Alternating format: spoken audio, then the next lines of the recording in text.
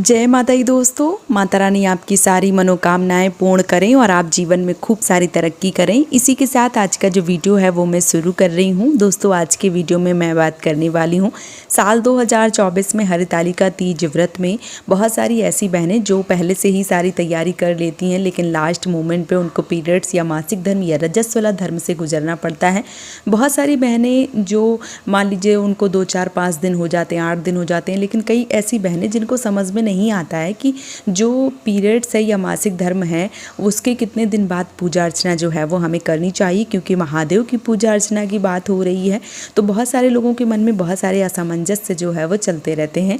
तो आज के वीडियो में मैं आप सबको संपूर्ण जानकारी जो है वो देने वाली हूँ कि हरतालिका तीज व्रत में अगर आप पीरियड से गुजर रहे हैं तो कितने दिन बाद आपको पूजा करनी चाहिए, तीसरे दिन, 5वें दिन, 7वें दिन या 8वें दिन। तो आइए जान लेते हैं। सबसे पहली बात, जो हरतालिका तीज व्रत है वो आने वाली 6 सितंबर को दिन शुक्रवार को पूरी विधिवत रूप से रखा जा रहा है। अगर आपने पूरी तैयारी कर ली है और मान लीजिए कि आप पीरियड्स या मासिक धर्म से गुजर रहे हैं या आपको 3 या 5 या 7 दिन हो गए हैं, तो आपको क्या करना चाहिए। आज मैं दिन की बात करने वाली हूँ इस वीडियो में।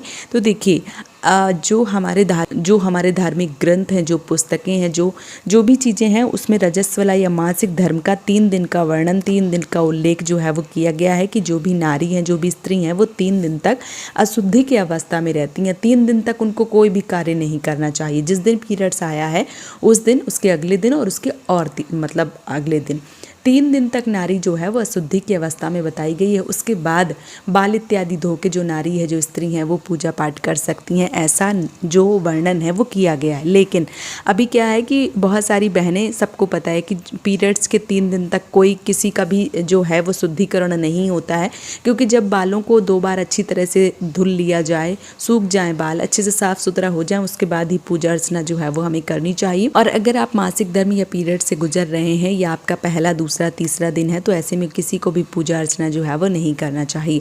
अब बहुत सारी बहनें जिनके मन में ये आता है कि दीदी हमें कितने दिन बाद पूजा करनी चाहिए, तो देखिए 3 दिन का उल्लेख जो है वो दिया गया है, लेकिन 3 दिन में पूजा नहीं करनी चाहिए।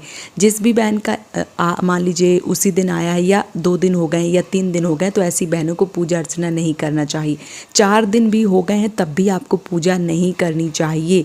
क्यों? क्योंकि जो हरतालिका तीज व्रत है उसमें शिव परिवार की पूजा होती है, और जहाँ पे महादेव की बात आती है वहाँ पे बहुत सारे लोगों का ऐसा मानना है कि 7वें दिन या 8वें दिन जो है वो पूजा करनी चाहिए। लेकिन अगर आप पूरी तरह से इस बात से मान लीजिए कि जानकार हैं कि आपका जो पीरियड्स है वो 5वें दिन पूरी तरीके से साफ स्वच्छ हो जाते हो, आप किसी भी प्रकार का कोई भी दिक्कत जो है वो नहीं है, तो आपको 2 बार बाल जो है वो धो के अच्छे से पूजा पाठ जो है वो कर लेना चाहिए। बशर्ते आपको पता होना चाहिए कि आपका पीरियड्स जो है वो पूरी तरीके से बंद हो चुका है।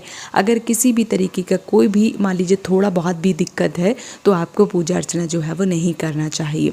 लेकिन बहुत सारी ऐसी बहनें जिनके घर की परंपरा ऐसी है कि 8वें दिन या 7वें दिन महादेव को छूते हैं, तो फिर आप अपने घर की परंपरा के अनुसार ही 7वें या 8वें दिन जो है वो छुएं, उससे पहले ना छुएं, अगर आपके घर की परंपरा ऐसी है तो।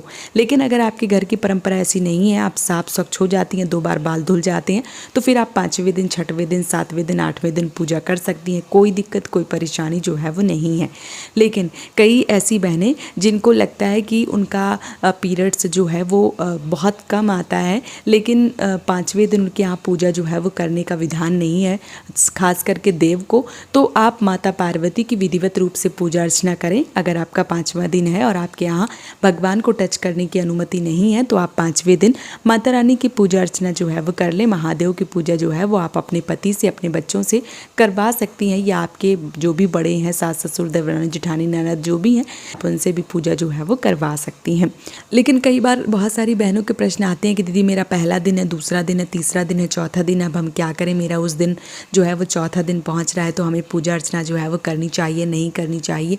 तो देखिए, ऐसे में मेरा यही मानना है कि पूजा अर्चना जो है वो नहीं करनी चाहिए। 4 दिन तक तो पूजा जो है वो बिल्कुल भी नहीं करनी चाहिए।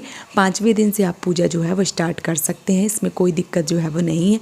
बशर्ते आप पूरी तरीके से साफ़ सुथरे होने चाहिए, तभी आप पूजा अर्चना कर सकती हैं। इसमें किसी भी तरीके का पाप या दोष जो है वो नहीं लगता है, क्योंकि जो हमारे पुस्तकें हैं उसमें 3 दिन का वर्णन किया गया है और 3 दिन के बाद 2 दिन और मिल जाते हैं। हम स्नान ध्यान करने के बाद में पूरी तरीके से पवित्र हो जाते हैं, तो हमें पूजा अर्चना जो है वो कर लेना चाहिए। अब बहुत सारी बहनों के ये भी प्रश्न आते हैं कि मेरा 7 दिन 8 दिन तक रहता है तो हमें क्या करना चाहिए। तो देखिए, पीरियड्स तो पीरियड्स ही है।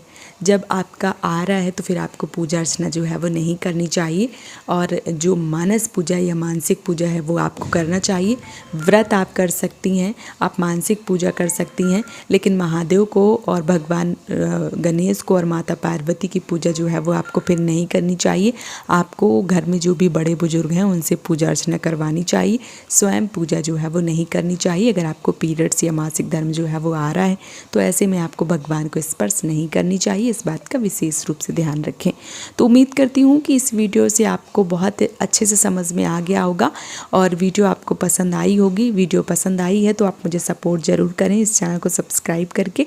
आज का वीडियो यहीं पे समाप्त कर रही हूँ दोस्तों। आप सभी माताओं बहनों को हरितालिका तीज व्रत की ढेर सारी शुभकामनाएं। जय माता दी।